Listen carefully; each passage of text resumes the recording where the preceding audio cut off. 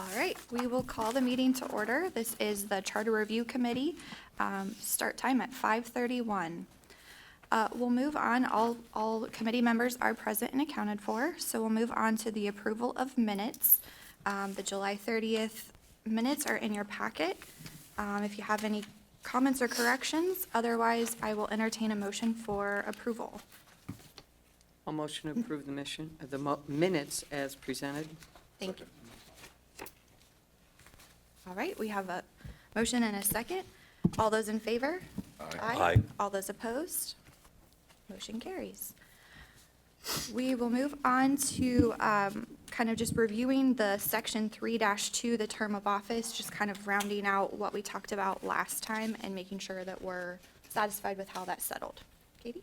So at the last meeting, the committee requested that we look at how we might be able to clean up the first three paragraphs, which create the staggered terms, because there were a lot of old dates and such in there. So again, we do need to have some reference to dates just because of the staggered terms, but I do think that the revised or proposed language simplifies it significantly, and still accomplishes the same need of when the 4 years started, so that the math can be done indefinitely.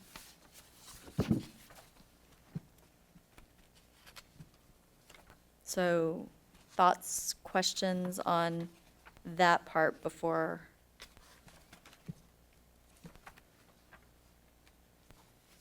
I think the language is very clear and as condensed and concise as it probably can be. I'd agree. I agree also. I'd like to see some dates removed, but I don't see how that's possible. Those have to be in there as a starting and, reference point, so. Okay. With that, any additional comments or revisions on 3.2 then? I have a couple questions. Yeah. In the paragraph that begins, should a vacancy in the council occur, when we use the term council, that would be the 6 council members and the mayor. Is that correct? Correct. Okay. The latter part of that sentence states, a November general municipal elections. Should that S be dropped? Should it simply read between a November general municipal election and the time of taking office? It actually, I do believe it's hard because of the S, but I do think there's a line through it showing that it's a deletion. Oh, Yeah. yes, indeed. Trust me, as you were reading, I was looking at that going, wait a minute, did I really put an S in there? So, yeah, I think that is a deletion, but I will triple check it on. And then we end the next sentence, the next sentence includes the verbiage being elected mayor by the electorate. Is by the electorate necessary? Because an action of council would be an appointment, is that correct, as opposed to an election? No, I think they actually do take a vote, which could be considered an election in layman's terms or verbiage. So I think having by the electorate makes it very clear who is responsible for that. Okay. And in the next paragraph, we start off with any council seat that becomes vacant. If we say council seat, that would also include the 6 council members and the mayor? Except it then goes on to say, except as a result of a regular scheduled election of the mayor.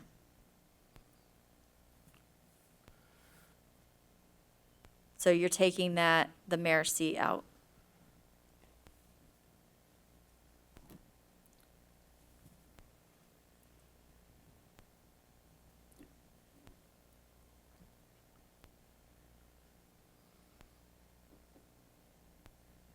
Okay. So it's limited technically to the 6. If it's limited just to the 6, should we say any council member instead of any council seat? It's a seat, not a member. A member fills the seat. Got it, okay.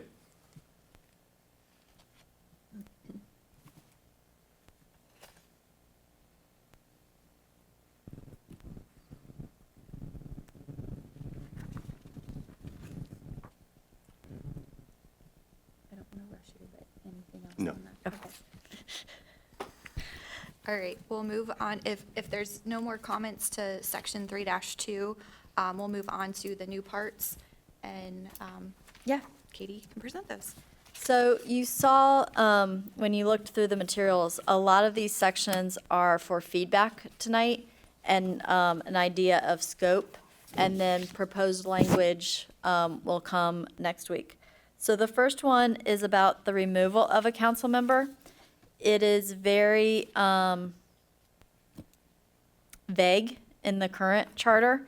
It's simply if a member is convicted of a felony or fails to fulfill the requirements, action shall be initiated by motion of the council and immediately declared vacant upon special resolution, and which requires 5 votes, so a super majority. The questions that led to this being put on, or the 2 biggest ones were, 1, are the requirements of a council member clear that could be triggered when it says fails to fulfill requirements set forth in this charter? And then, is the process for removal adequate? In other words, is it clear how that process would really take place?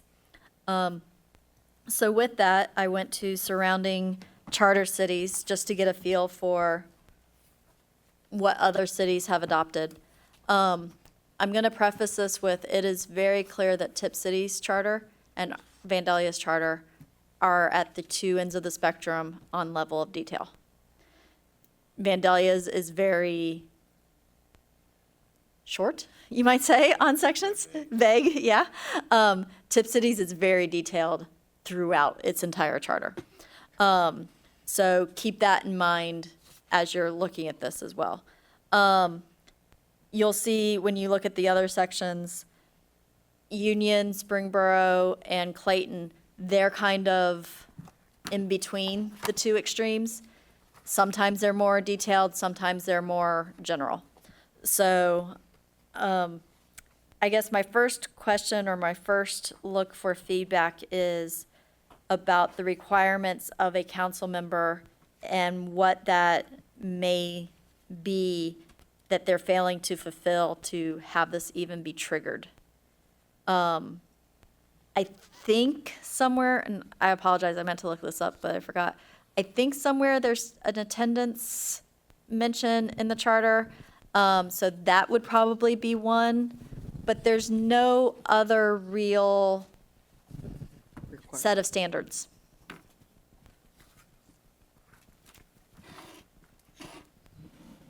Beyond the qualification that you have to live in Vandalia type of thing. So should we separate out if you are failed to fill requirements and convicted of a felony? I don't even think if you're convicted of a felony, it should have to go through vote. It should just happen automatically, but that may not be legally possible. No, it would still have to be a vote because they're an elected person. But I think the details behind, as you're alluding to, behind fulfilling the requirements are so much more detailed than, I think one sentence is the felony part. Let's just take care of that and then go into detail. Well, Because so the structure would be, if we were going to put requirements in, we would identify the structure, those requirements as an A or Okay. something, or section whatever, .1. And then next would be the process for removal, how that gets triggered, and what the process is. Kind of like TIPS has the B and the C. It lays out what can trigger it, and even Unions does the same as well. Kind of lays out the standard, and then what happens if it's triggered.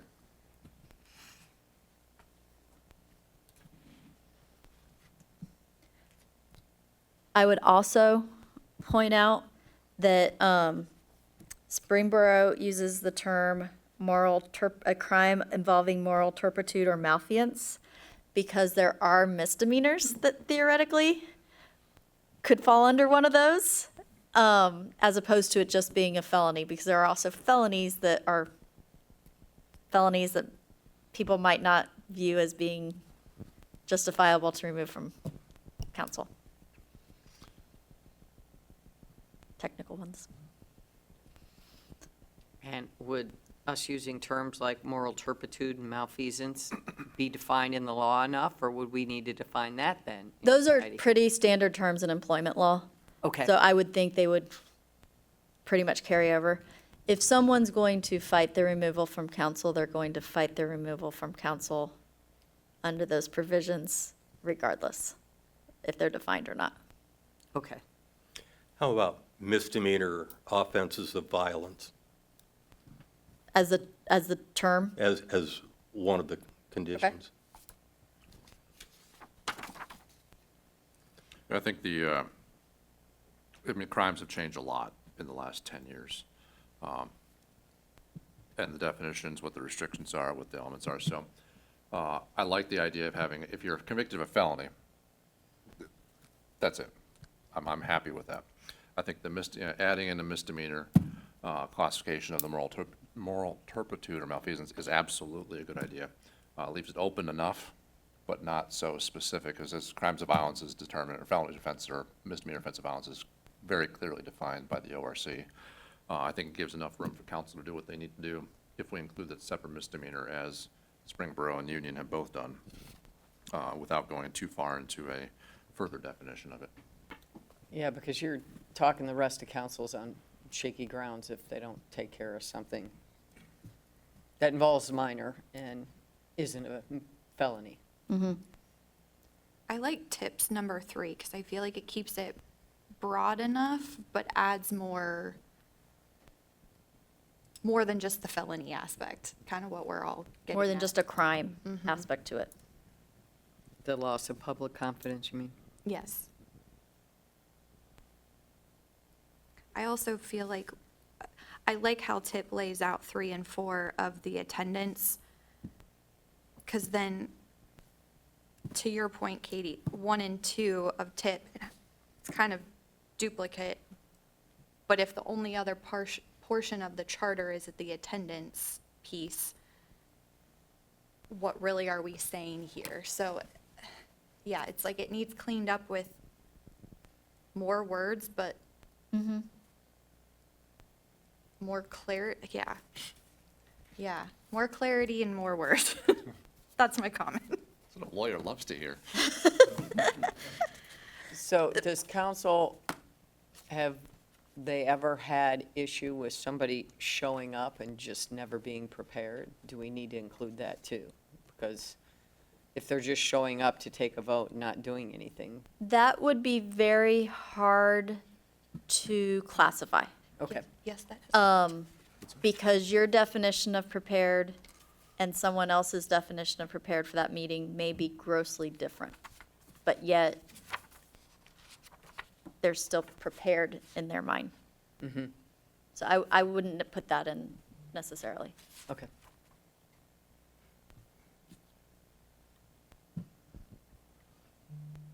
Okay, so for requirements, what I'm hearing is the qualifications, the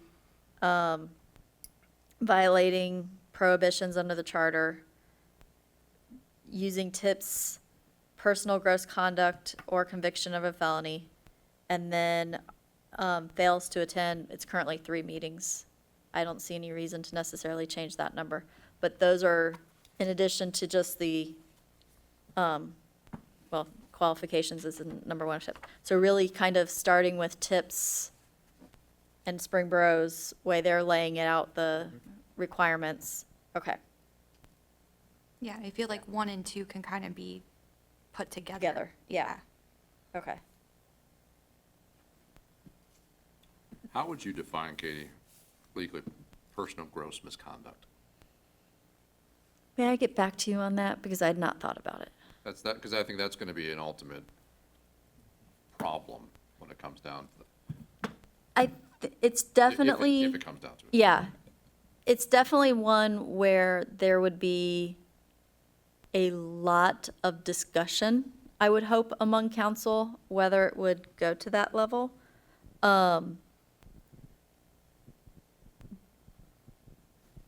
But I could also see it being something, they never pay their taxes on time. They're always in the real estate rolls of being delinquent in their real estate taxes. Year one, maybe not. Year 6 or 4, 3, I could see where that may start the conversation. Whether or not that would be sufficient, I don't know, but that's kind of what comes to my mind when you're talking about something like that. At what point do we let council step in versus letting the voters then handle it in the next general election? That would be up to council, theoretically. So, So I don't want to take away that opportunity for the voters to make that decision. yeah, so all of this theoretically is council deciding to take action, not being obligated to, being allowed to. So are you So- better off with language like the malfeasance, or better off with maybe. language like loss of public confidence? Either way, you're going to have that debate. I Yeah. think Then how we frame the first part of this, shall forfeit, shall be removed, or may be removed. Now we allow the opportunity for a permissive, you've been convicted of a felony, but Well, you may be removed. You don't- No, so shall forfeit their seat if 5 people vote to have it happen.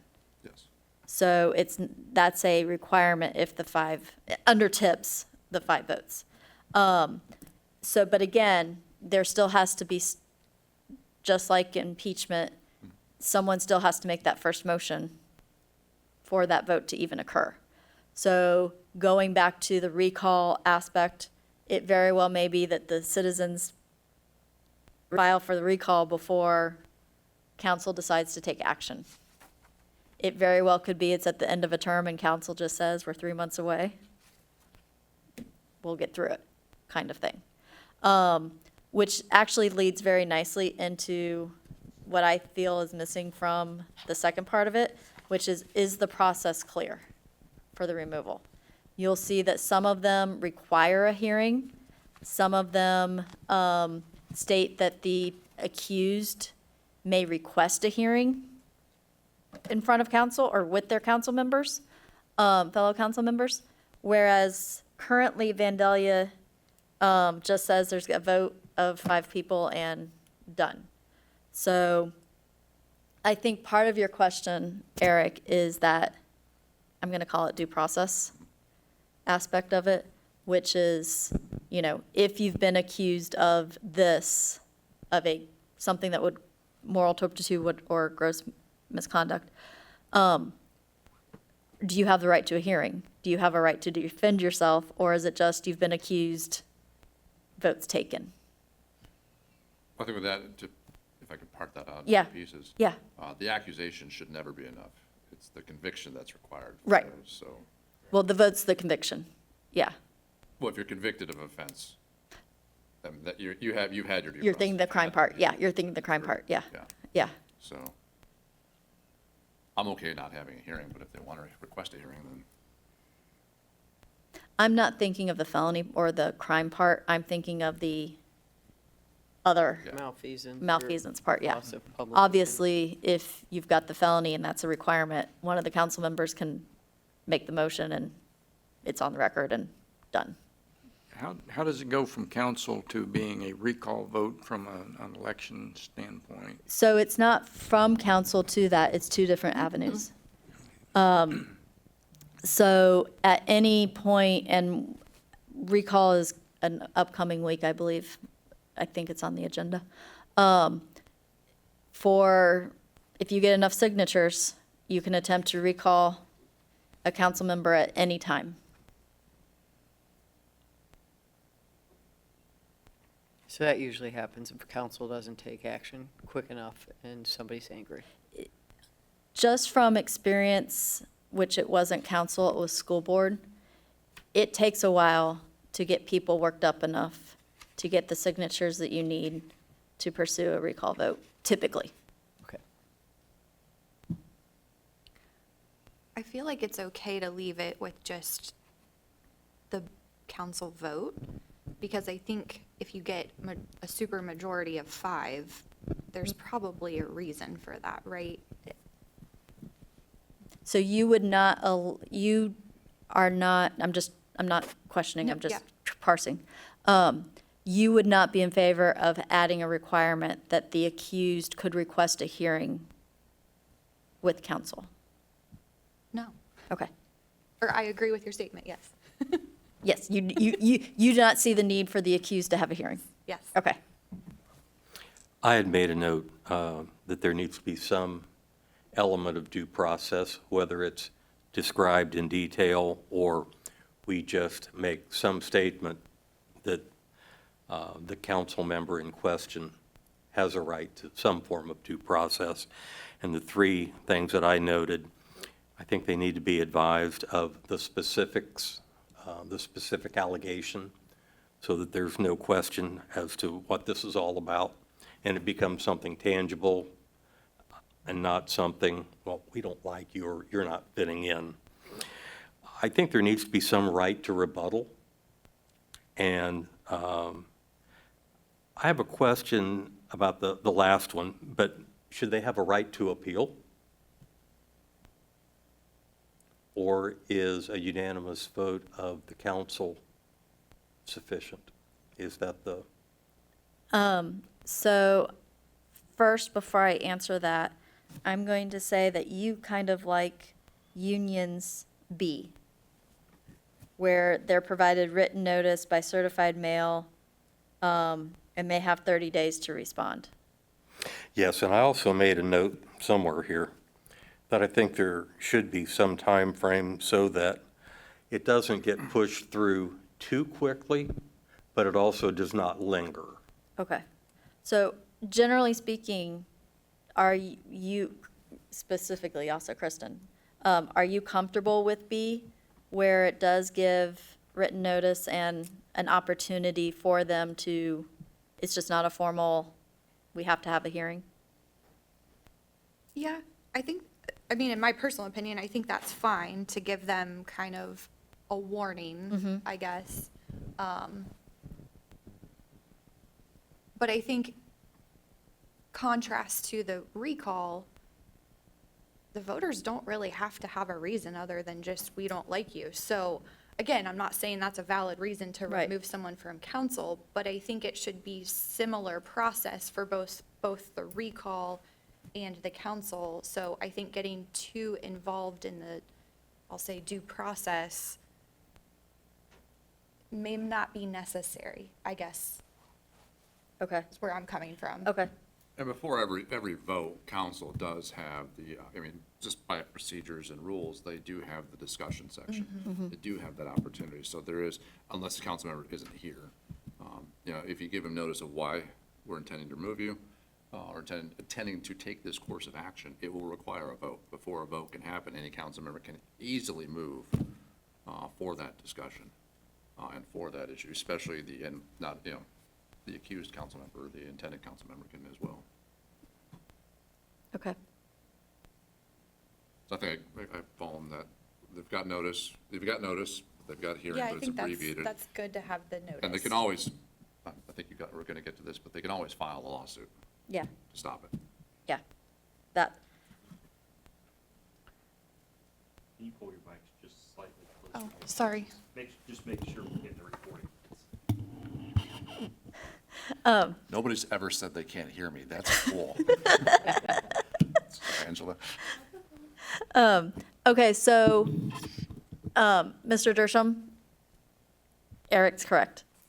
If they don't like the decision, it can be theoretically a lawsuit filed against council, or the city.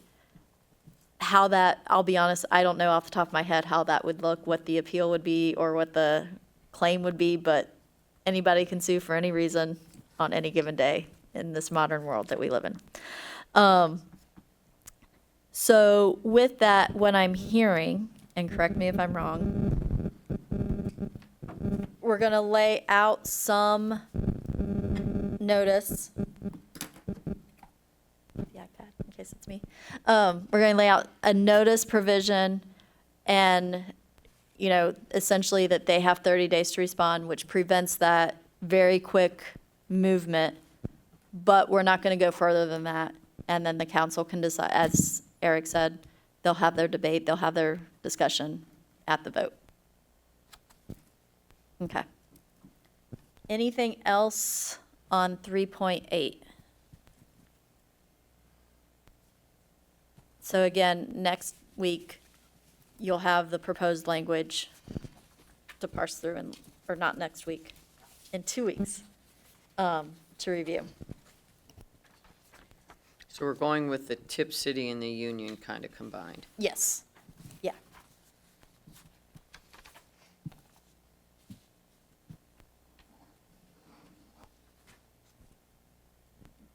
Okay, next up, moving to legislation and definitions.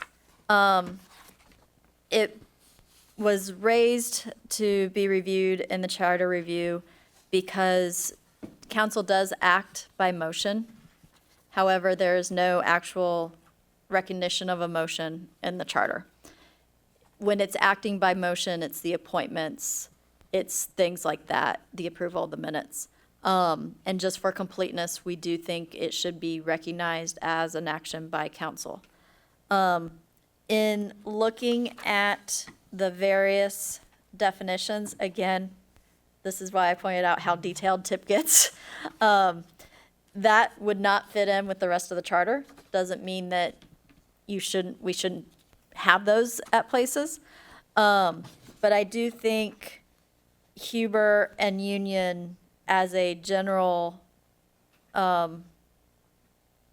aspect fits fairly well with what Vandalia has for its overall charter and covers the issues fairly well.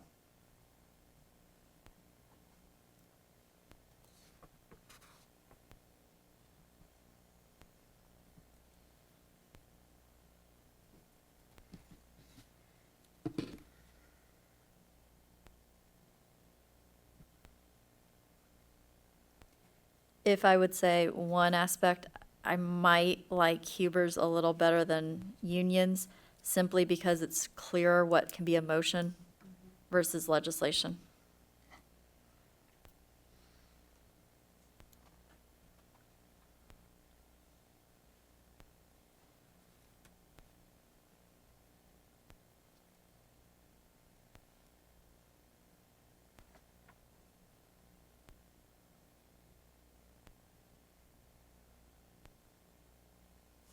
Yeah, I like Huber Heights. Gives a little more detail. A little more definition, I guess I should say.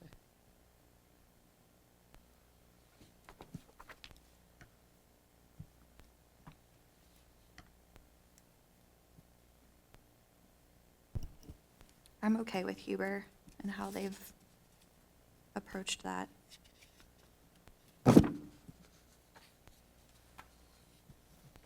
Do we have a general consensus on that one?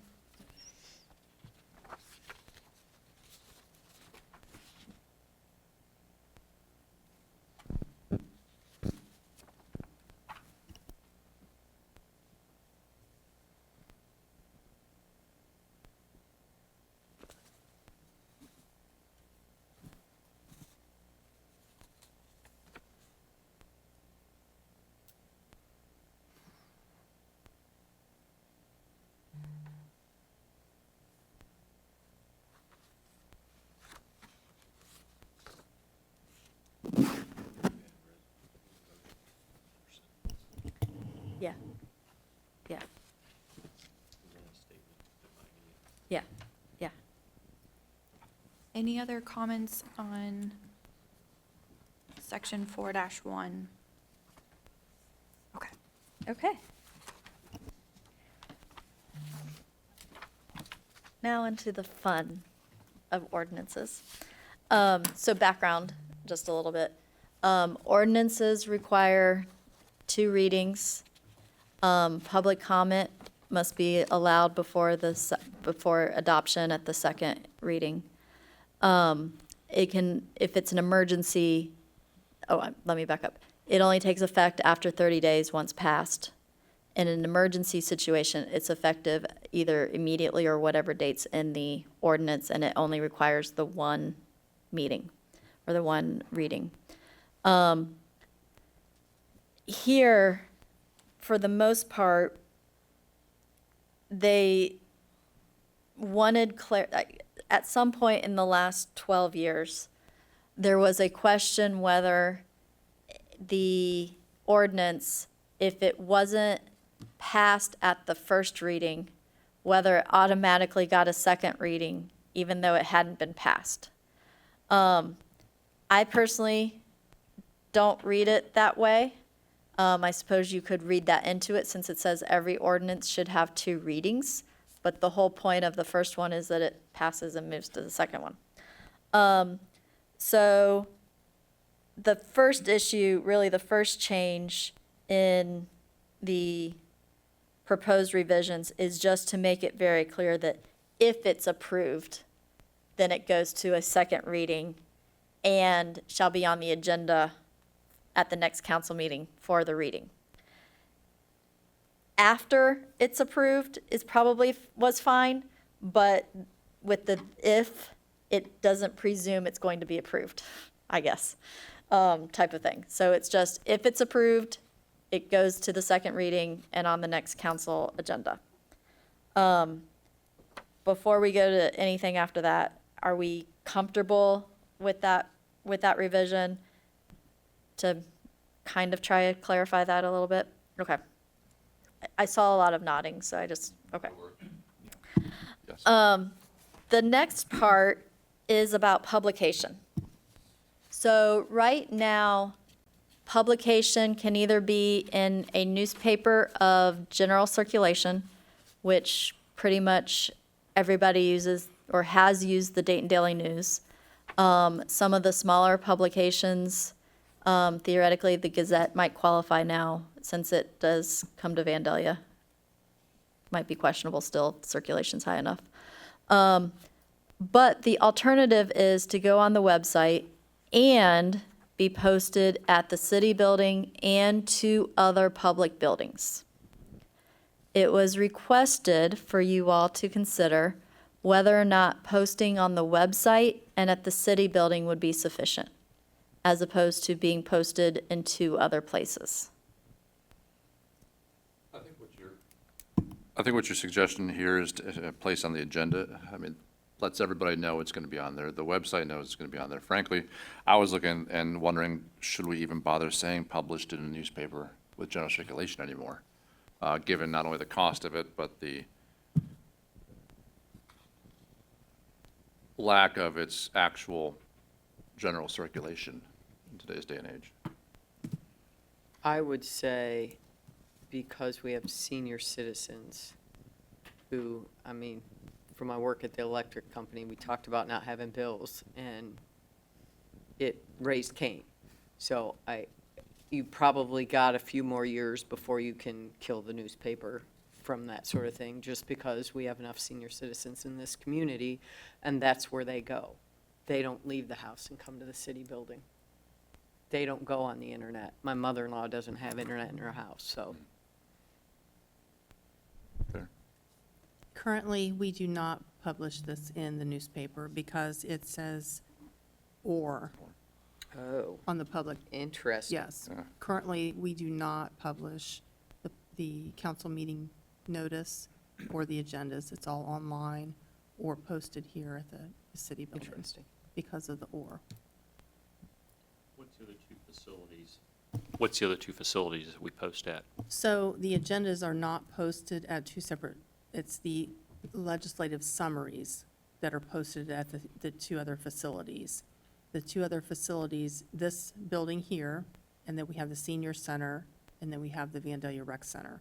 So if you look at the bulletin boards at the senior center, and you look at the bulletin boards in the hallway at the Vandalia Rec Center, there is a big block print that says summary of legislation, and that's where they're posted. Those are posted every Friday after our council meeting. And we have 10 days, 10 business days to post those. Knowing now where they're posted, I would be, and I'm not the one who brought this up, I was fine with the two other public buildings. I would be potentially hesitant or give some really hard thought to taking that off of the requirement, simply for what Holly stated. You're getting out actually into buildings that people are at, that they do stop and look at the bulletin boards on, whether they intake the information or not. You're actually probably getting more people looking at it there than even on the website type of thing. So I would probably not recommend removing that requirement based on where they're being posted currently. I think to clarify, my discussion was only about the published in the newspaper Oh, portion. okay. That was it. Okay. Leave the website, municipal building, two public buildings, absolutely, and place it, absolutely leave those. It was that, The Newspaper. The newspaper, gotcha. Misunderstood that. Is everyone in agreement of taking that off, out of the charter at this point, since it's not practically done? Doesn't prevent the city posting something in the paper. It would just have to be in addition to the others if they felt it was big enough or important enough to make sure more people saw it.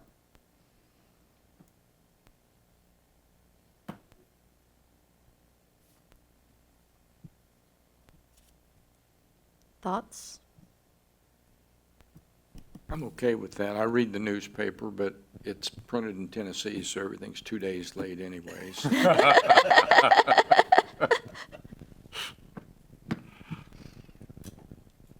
Do we need to define the other two buildings? I would not, because of flexibility, and you never know, suddenly you're having to amend the charter if the rec center's no longer the rec center. Okay. I can't- to that end, as a middle ground, since we're taking part of it, would it be possible or advisable to add in and two other public buildings of the highest frequency, or? We don't, never mind, we don't keep track, strike that. Yeah, I think, That was a thought under too much construction to continue. no, yeah, no, you're good. Because I saw where you're going.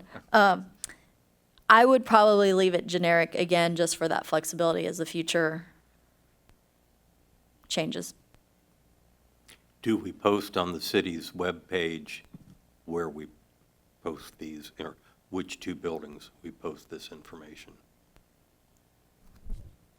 On That the would- bottom where my signature is at, it says that where it's actually posted and the date it was posted, and it specifically says those two buildings. If you go to the website, over to the right under council, it's under legislative summaries, and they're all there. So you could tell your mother or your neighbor where it is because it's right in front of you. Okay. Okay, so generally speaking, do we want to take newspaper out then? Okay.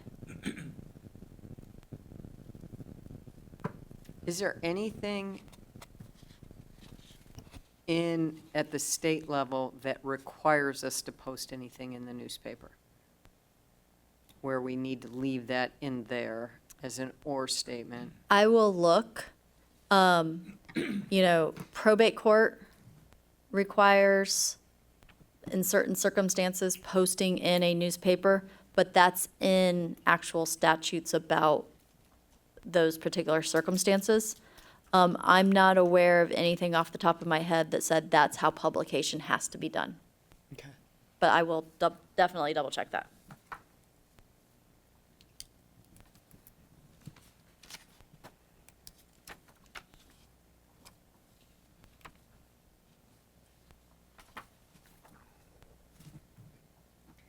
Okay, we're going to jump past second reading for a second and just go to publication.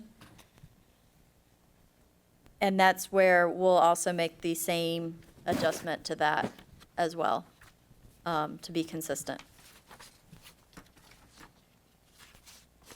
Okay. Going back to second reading, the issue here, and I realize my question left out a key word. If an ordinance is substantively amended, so not a technical amendment, not a typo amendment, but substantive, that word, it's part of the key part of the ordinance was changed. Should it be able to be adopted that night? My recommendation is that if it's Substantively. Substantial enough. thank you, that it is changing the ordinance and changing the summary, I don't believe it should be able to be passed in the same meeting, because the whole point of the ordinance was to give people the opportunity to know what is happening and then be able to provide their comment. Does that happen often, where it gets substantially changed in the second reading? It can happen. I wouldn't say it happened frequently at all. Okay. Yeah. Little things are caught, but not significant. Yeah, you don't want to override the process. That's what it's, the way it's set up, and you start changing things at the second reading. That's,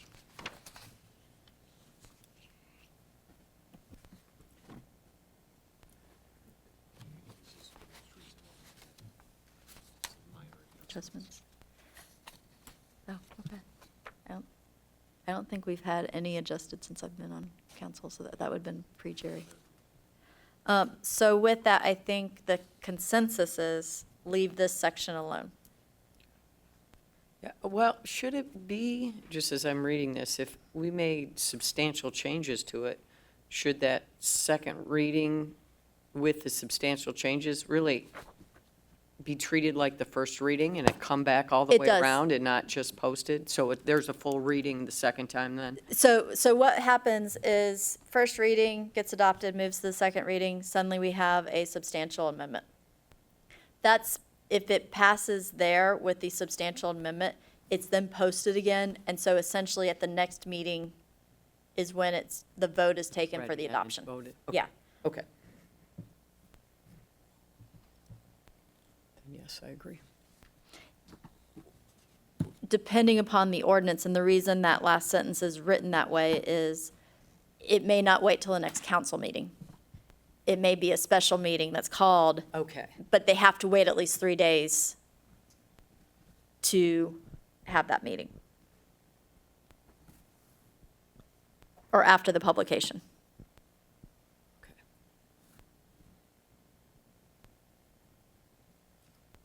Why is it 3 days, out of curiosity? From the posting. That's what's there. My guess is it gets posted, an opportunity for people to see it, read it, 72 hours, while still not being a full 2 weeks later. I would not go any shorter. No, I Yeah. actually was thinking it should be longer than that because people aren't paying attention. But, you know, they aren't looking at the website every day. They're not.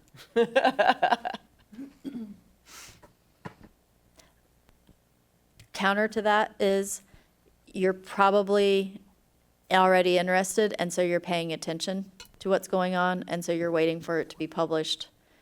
Unless suddenly someone points out to you something that's going on, you're suddenly not interested just because there was a second reading, would be the kind of counter to Okay. that.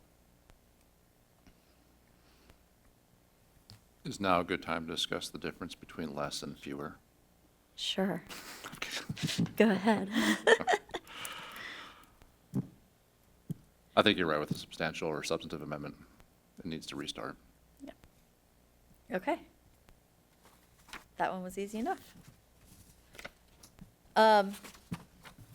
We're going through these much faster, which is why I'm glad at the next one, you're going to have like 2 packets in case we get through them really fast. Emergency measure,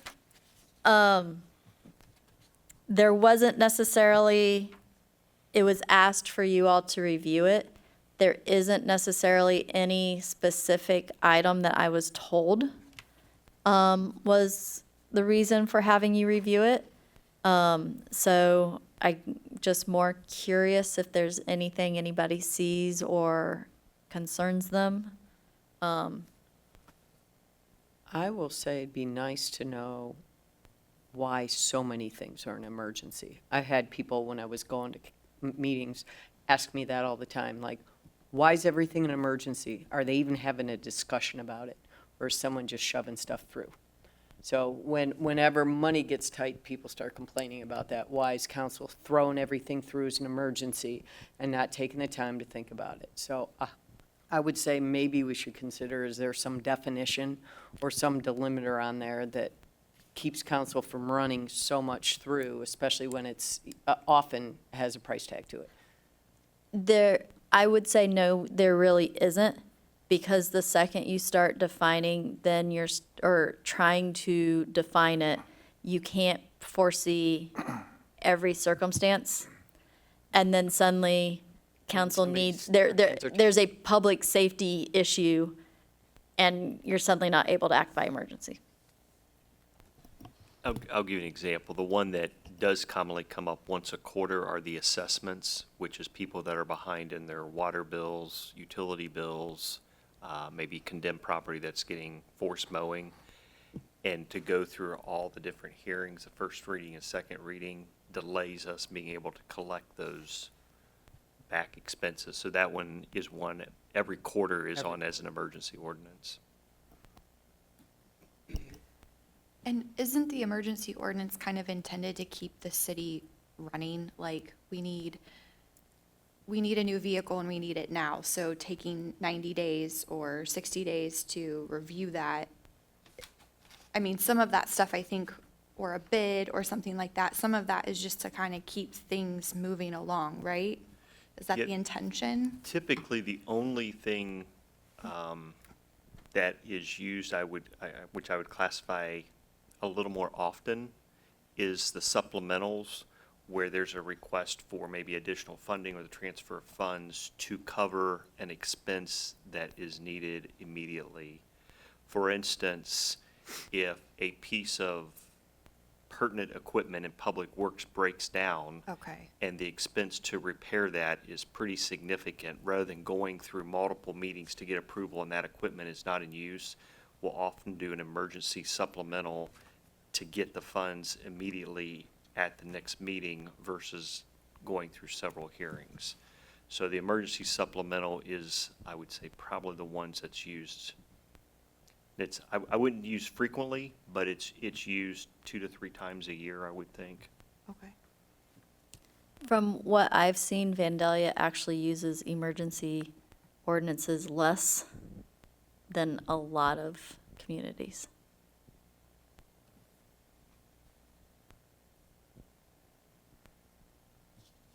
But they do tend to be about money.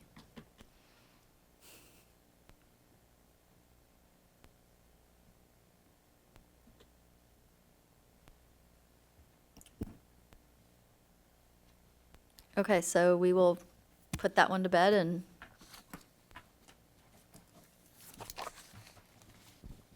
so that's all we have prepared for tonight. As I mentioned when I was talking to Kristen earlier, next week we will be covering the referendum.